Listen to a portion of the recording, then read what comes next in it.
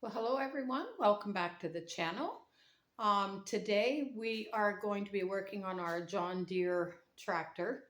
It is for cutting grass and snow blowing, and we're going to be changing the oil filter and the air filter and the fuel filter.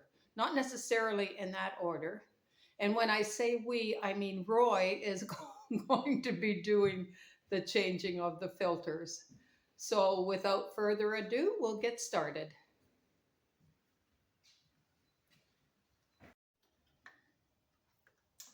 Okay, I'm preparing to change the fuel filter on this tractor. Now I've taken the old one off and to make sure I had the right size. This is a Napa one. Um, if I had it to do over again, I'd get one with just the one size hose on each end instead of this one that takes the two different sizes because it makes it that much longer. And you can really cram for space on this machine. And in fact, I had to take the fuel pump off just to get the old filter out to see what size the hoses were. It's just jammed in there, and when there's another piece that goes here, and then there's a piece that goes to hold my snowblower crank handles and that for doing the chute. So it's just crammed tight. So you can watch me put it back in. I'm going to start with the inlet and try to get it in there as firm as I can. Oh.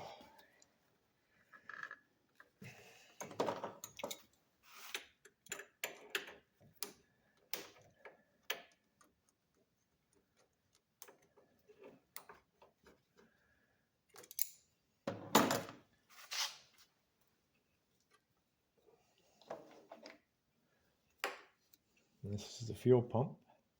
And if you take it apart, you got to remember what lines are what. So make sure you know which lines are what. This is the fuel inlet. This is the fuel outlet to the carburetor. And this is from the crankcase for the vacuum to operate the pump.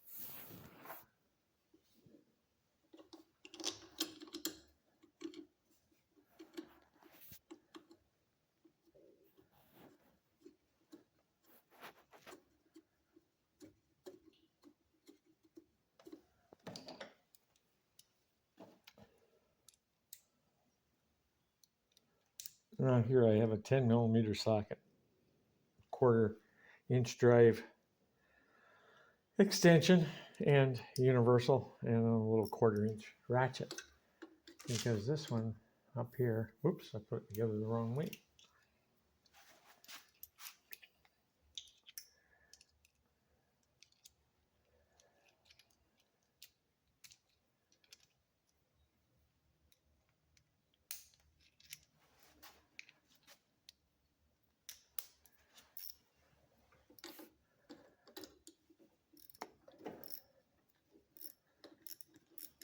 It's not easy to get in there, is it? No, everything's tight on these things. It's liquid cooled GX 345 John Deere, so like most garden tractors, no matter who makes them, they cram everything together in as small space as possible.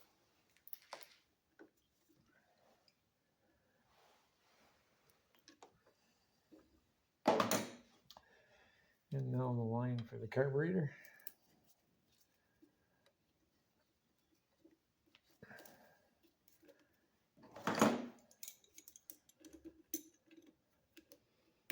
So if somebody's taking out the old fuel filter, they would just follow these instructions in reverse. Yep.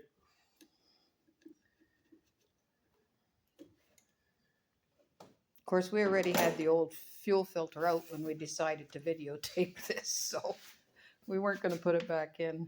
Okay, I'll show you the other pieces that why I take the fuel filter off.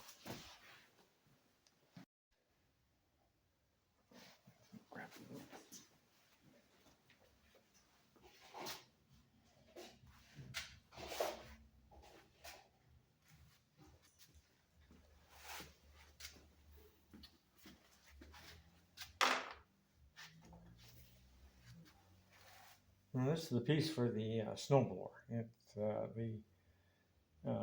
bracket for the two cranks, one for the chute to tip it and one to rotate it, go on this. So this stays on the tractor all the time.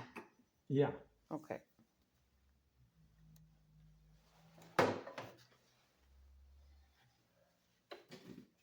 And this is just a decorative shroud that has to go on. It goes on down in here, and there's one screw that goes right here.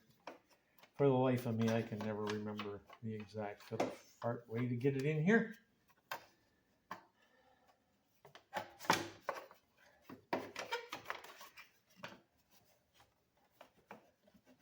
Sure, if you worked on these for a living, you'd remember, but once a year or so.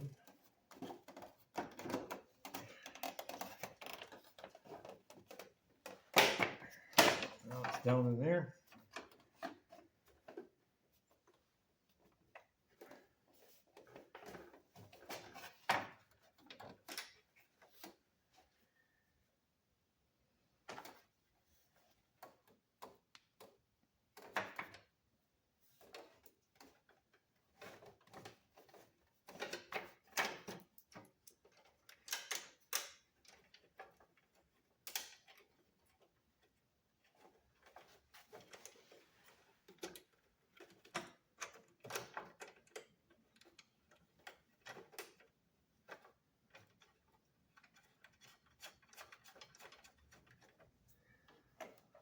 And then just to make life even more miserable, you can't even put those nuts on or this bracket without that plastic shroud piece, because you'll never get the piece in with this here.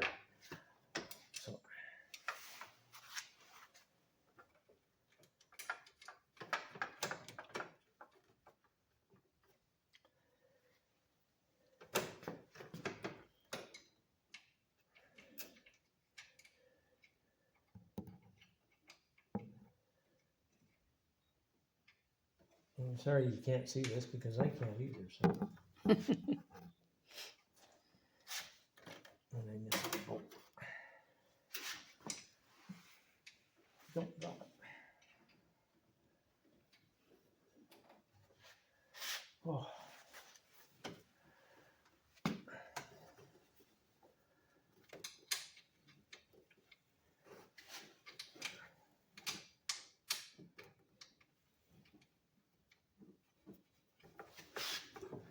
It'd be really hard for somebody with bigger hands. Yep.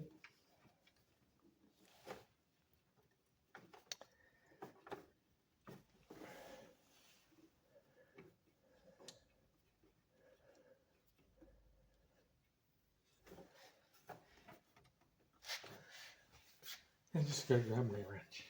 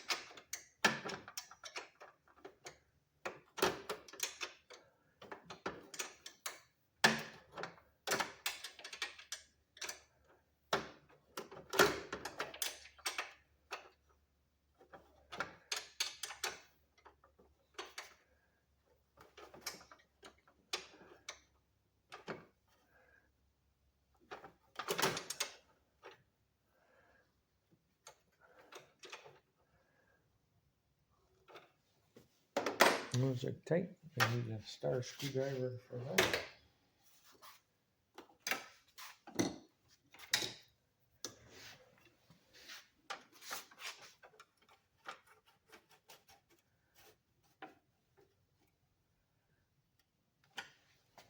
And that's all there is to it. So that's a wrap. That's a wrap. For that. Now this is the air filter for this model, and it has the 2-stage, the foam and the paper. This is a John Deere, and this is John Deere also. I didn't replace this time. I only replaced the paper filter because these last a long time as long as you don't abuse them. And you got to put a little oil on them. Like the other one, I had taken this apart to make sure I get the right parts. This one, you got to try not to over oil it, because if you over oil it, all it'll do is pull the oil out and get it into the paper filter, and it'll wreck the paper filter because the paper filter shouldn't get oil on it. And what's the purpose of oiling it? The oil picks up, this is like a pre-filter, and it's supposed to pick up the dust and dirt and coarse stuff. So you just put a small amount of oil on it, and then you just work it into the foam. And like I say, you try not to over oil it, because if it sucks it into the paper filter will stop the airflow. And is there any particular type of oil that you would use for it? Well, usually uses about the same oil as you put in the motor. Any 10W30, 30 weight, doesn't matter. Not very particular. This is just, I always use about the same oil I put in it as for the engine oil. So, and then just work it through the foam real well till you think you've got it distributed fully. And then you got to put it on the paper one.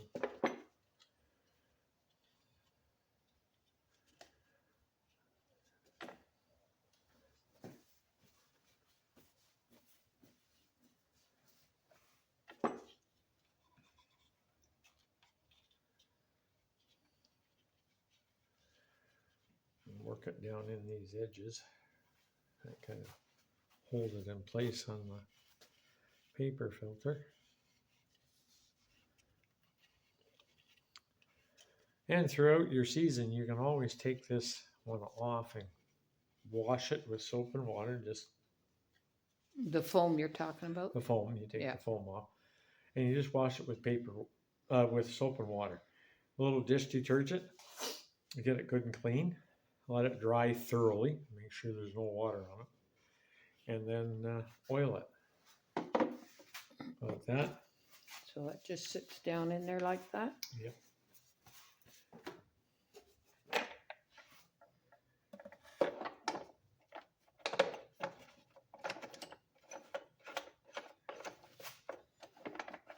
And how often do you replace the air filter?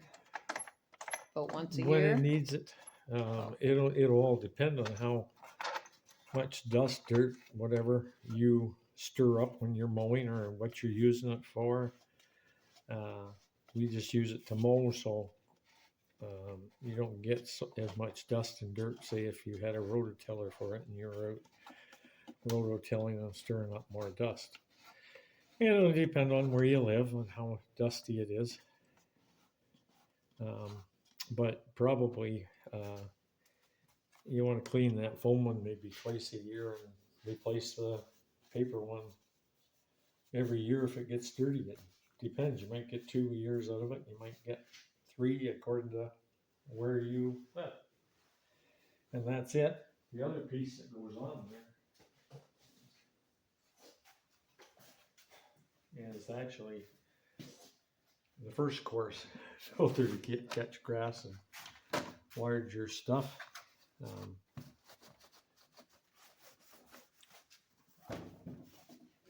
goes over top of the engine.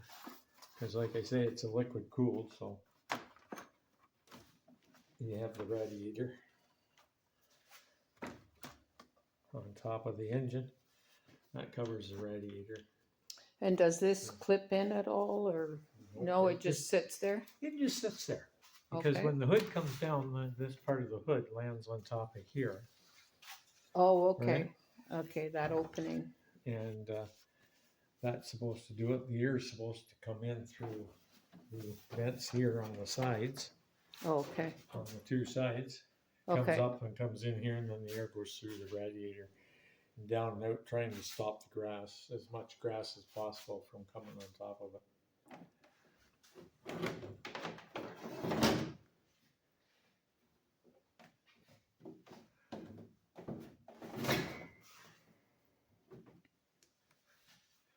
And that's it. Okay, now it's time to do the oil filter and change the oil. I ran the tractor to give it a little warmth to the oil so it drains better and faster. Now, I open the valve, 10 millimeter socket and ratchet.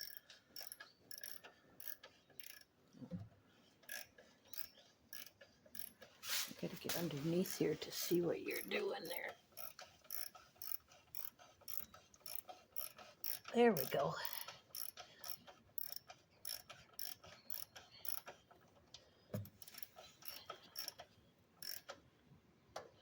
Don't open it too hard. No need to open it too hard. You just damage something. Now, to do the oil filter,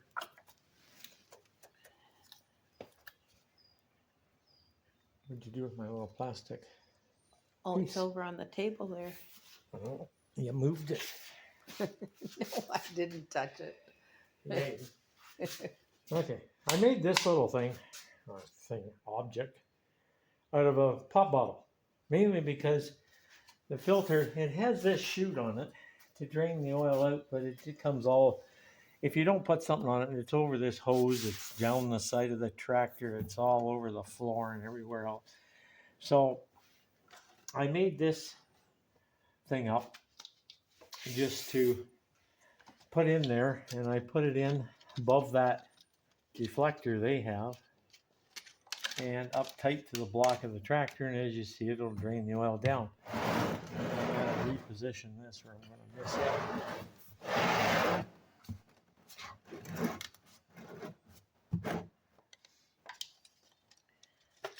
So I need to loosen the filter a bit first. Oh, this ain't going to do it. I thought it was the right size, but it won't. Be back in a second. I thought I gotta find my other oil.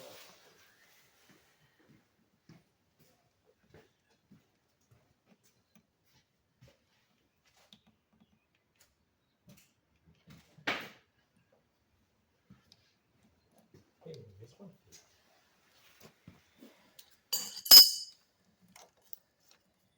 No. That won't fit it either. What the hell did I use? Bigger one.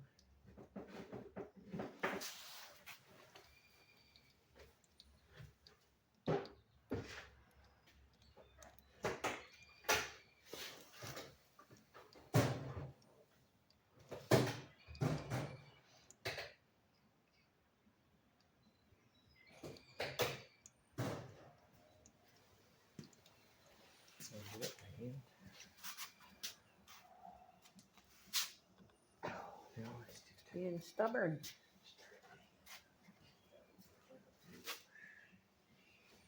yeah.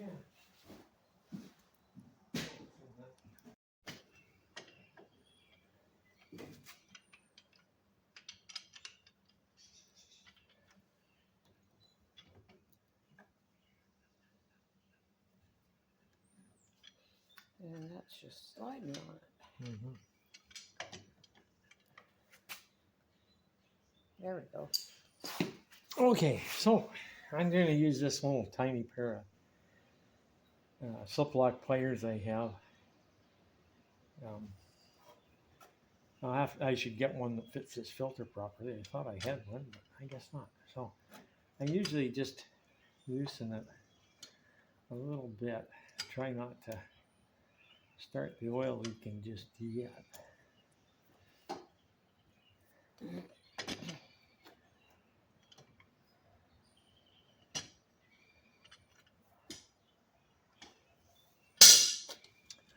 So you loosen it till you can do it by hand. do it by hand? Okay. Yeah. Oh, I get that in there. Okay, now I've got to get that directed to the pan. Yeah. There we go.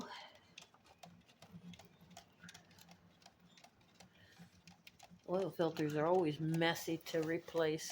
Yeah. I love the manufacturers that figure out that your oil filter should screw on like that, screw off like that. Yeah. And then you don't have this oil all over the place problem. So your pop bottle funnel works quite well. It does not work perfectly. Well. I want to grab my rag. Yep.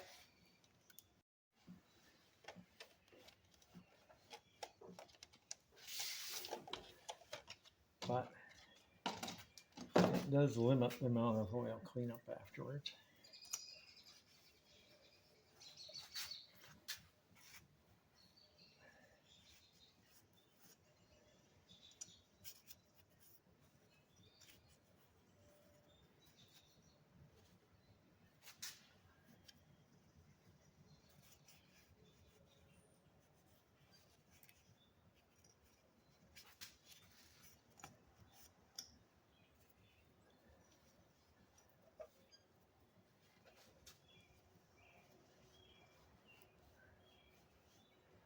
And you don't have this whole bottom part where under the engine is just flooded with oil. I would imagine, I've never done it without that, so I don't know. But I would imagine if you just pull it off and let it drain and go all over here and go back in there, it's going to leak oil on top of your mower and everywhere else for the balance of the year by the time it gets all out of there and just collect a ton of dirt. So I have found that. So we're going to let this drain. It's still draining a little bit. Probably let it drain. We need lunch now, so we'll let it drain over lunch. I love letting every little bit of dirty oil coming out to get out. Mainly because why put clean oil and mix it with dirty oil if you can help it? So I let it drain to its max over a long period of time. And we'll go have lunch and we'll be back with you after lunch. Okay, we're back. The oil is fully drained. It's been draining while we had lunch. So I did a little cleanup here with some brake cleaner in there.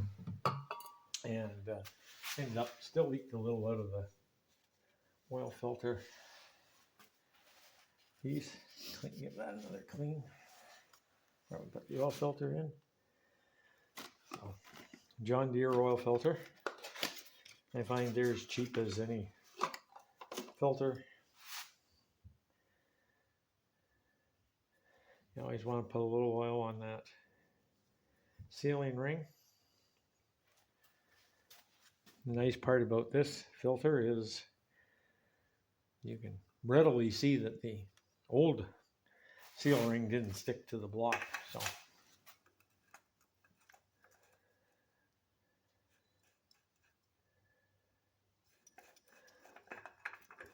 now if you look on this oil filter, it tells you to snug it and then turn it 3/4 of a turn. If you turn it more than 3/4 of a turn, you're going to find that it can be very, very hard to get off the next time.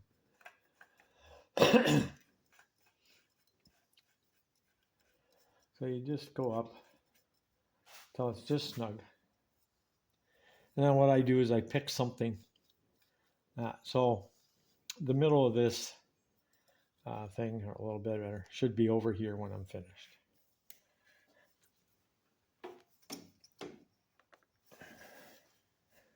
Oh, my hand. Pens don't work as well as they used and to. weak. And there it is. It's right here. So for me, knowing how tight I was turning that should be more than tight enough. Should never rattle loose or anything. And it should come off reasonably well the next time. So got to shut the drain valve.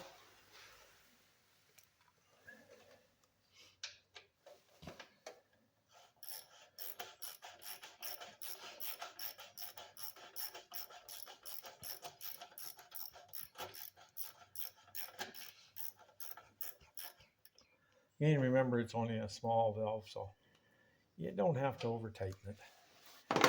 Just a good snug tight. And what size is your 10 mil, I said. oh, before. 10 mil? Okay, I forgot. Yes, I know. Okay, so you just took the dipstick out. Yep. And we didn't show us doing it, but I bought a 5-liter jug of oil at Napa. And because it's 5 liters, it's extremely hard to pour 2 liters of oil into the engine and know how much you've taken out of this jug and handling it. It's just harder. What I do is I keep a couple clean bottles of oil, and when they're empty, I refill them. This one's brand new, but this one I filled. So now I know I have 2 liters of oil here, and that's what the engine holds. And I don't have to start trying to peek at the bottle and figure out, oh, I put in 1.5 liters. Do you need me to hold that whatever. funnel? No, I'll be able to. Okay.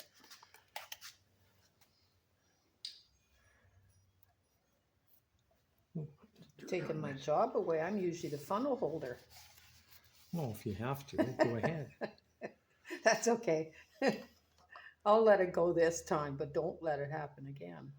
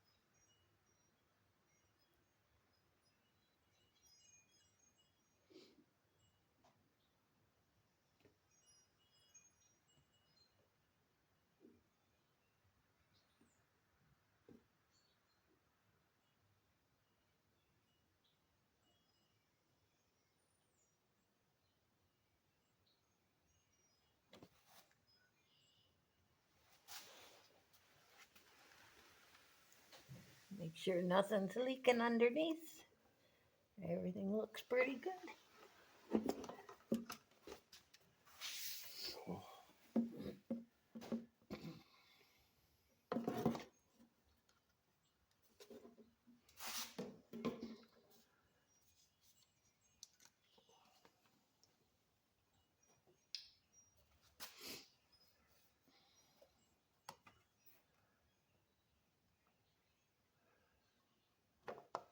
Now, I've never ever put both 2 liters of oil in it at once in fear that it could possibly overflow and come out the fill here because the oil level is pretty high in the fill. So what I usually do is put in about 1 3/4 or so jugs of oil, and then I start it and fill the oil filter. Once the oil filter is full, I know the crankcase then will hold both liters of oil.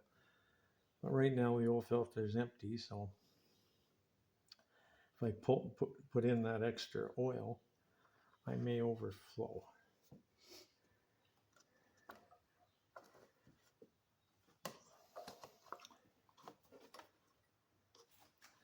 So I put over 1.5. I'll put a little more in, another 100 mil or so.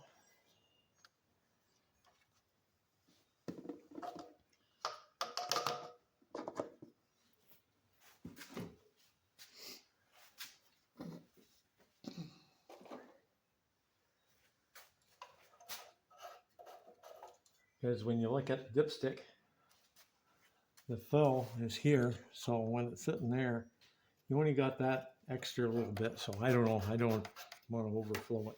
Better be safe than sorry. Yep, nothing will get hurt running it with that much oil in it. So.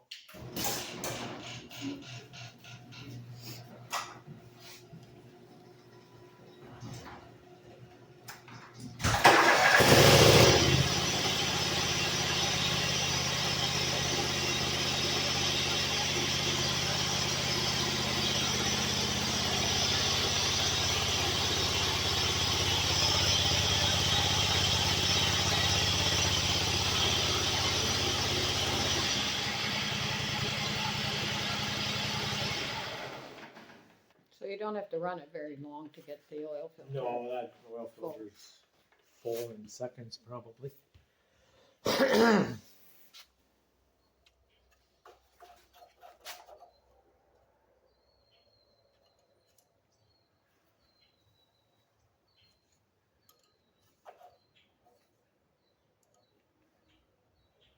And as you can see, I'm still halfway up the dipstick to being full.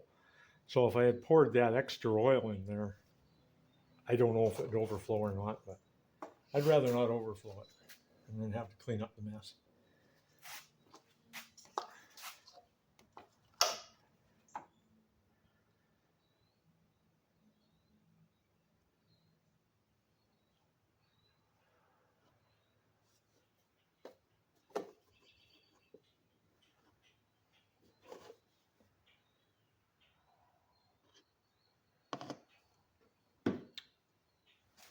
So now you're just adding little bits at a time until you Well, I'm just going to double have check. it to the level you want without overflowing it. Well, I won't overflow it now, but I don't want to overfill the engine either.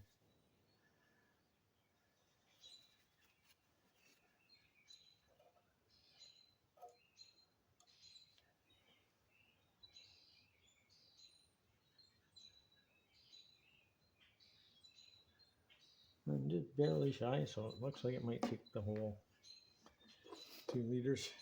Haven't got much left in this jug.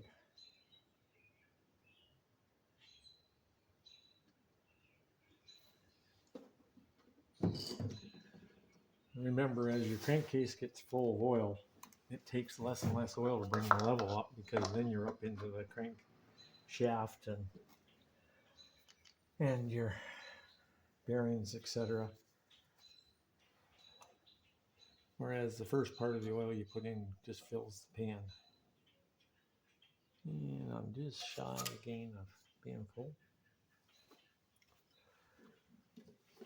So,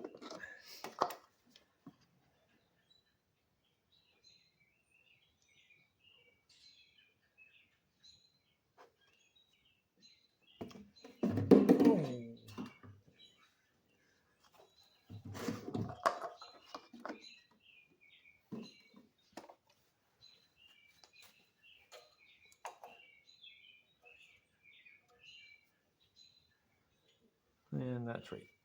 Basically, so close to being perfect. It's perfect. It's scary. No, it's just good enough. Now, this thing did have a little bit of an antifreeze leak and a coolant leak, and it was from this clamp down here. And when I tried to tighten that clamp, I found it very hard to even get to it, much less tighten it. So I did loosen it way off, and then I took it back and rotated it, so now I can get a socket on there and try to get it tight and see if that's the leak. Otherwise, I'm going to have to change that hose. But we'll see. But it'd be a good idea if you have trouble with that clamp to turn it, because with the exhaust pipe there and everything, it's super hard to get at. So that's why I turned it, because I could only get it so tight. You try to get it with a wrench and you can hardly get it on it. Try to get the screwdriver in the end of that clamp, and you can't get your hand in the screwdriver in there, turn it, especially these old hands. But I did that, so That's a little hint, maybe if you've got a leak there, what you could do to try to stop it. So that's it. It's done. Finished. Over. And don't forget to hit the like button and subscribe. See you later. Thank you for watching.